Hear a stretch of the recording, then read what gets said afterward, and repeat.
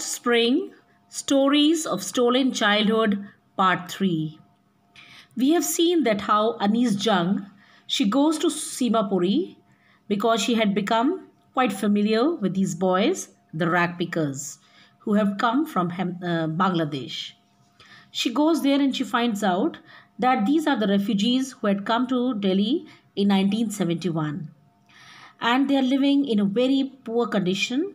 They live in mud structures with the roofs made of tin and tarpaulin and the leaking roofs. And this place has no running water facility, no drainage. And they have lived here just for the past 30 years. They don't have any identity, yet they have only ration cards by which they get food, the grains from the Russian shops.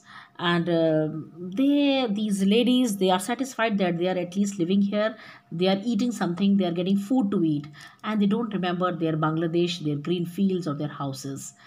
And then Anis Jung tells that these children have a different connotation regarding garbage. Garbage, it is wrapped in wonder for them. It can be 1 rupee, it can be 10 rupee, which they'll find next day. And for parents, it is their livelihood. It is for them food. It is for them shelter. I sometimes find a rupee, even a 10 rupee note, Sahib says, his eyes lighting up. When you can find a silver coin in a heap of garbage, you don't stop scrounging, for there is a hope of finding more. So this little boy, he tells Anis Jung that it is all wrapped in wonder for them. Sometimes they find a rupee, sometimes 10 rupee note, and then his face lights up. He feels very happy. He says, when you can find a silver coin, if you find a silver coin in this heap of garbage, this pile of garbage, then you don't stop looking for there, because then they hope something more will be there. It seems that for children, garbage has a different meaning, different from what it means to their parents. For children, it is wrapped in wonder. For the elders, it is a means of survival. For the elders, it is their food, it is their shelter. One winter morning, I see Sahib standing by the fenced gate of the neighborhood club, watching two young men dressed in white playing tennis. So one winter morning, she sees that Sahib is standing outside the neighborhood club, and he sees that two men are playing tennis. I like the game, he hums, content to watch it standing behind the fence. He was standing there and he was very happy, satisfied in saying that he likes the game. I go inside when no one is around, he admits. The gatekeeper lets me use the swing. And then he admits, he tells the narrator that when there is nobody, then he goes inside, and gatekeeper also allows him to use the swings over there. Sahib too is wearing tennis shoes that look strange over his discolored shirts and shorts. So naturally he was wearing shoes and tennis shoes over the discolored shirt and shorts. Someone gave them to me, he says in the manner of an explanation. The fact that they are discarded shoes of some rich boy who perhaps you refuse to wear them because of a hole in one of them does not bother him. So he gives the explanation and he says that somebody gave to him, and he doesn't bother because of the hole which was there in the shoe, and he says that some rich boy has given. For one who has walked barefoot, even shoes with a hole is a dream come true.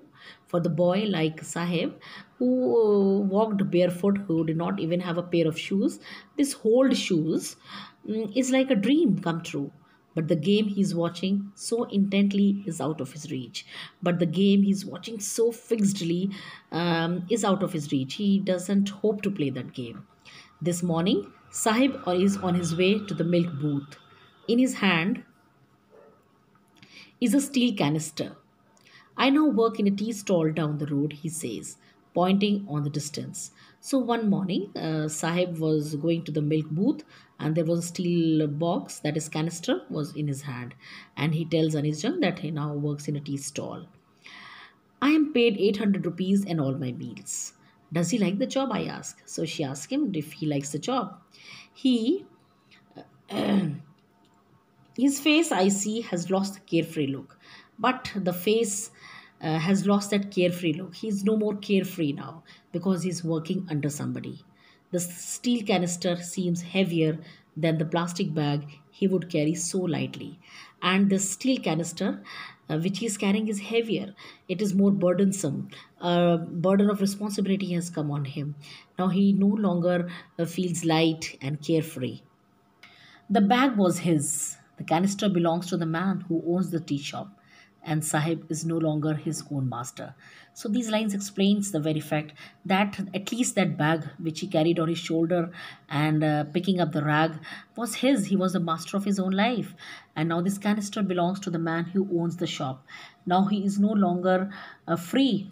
He is working under somebody. He is no longer the master of his own life, and now he is working for somebody else.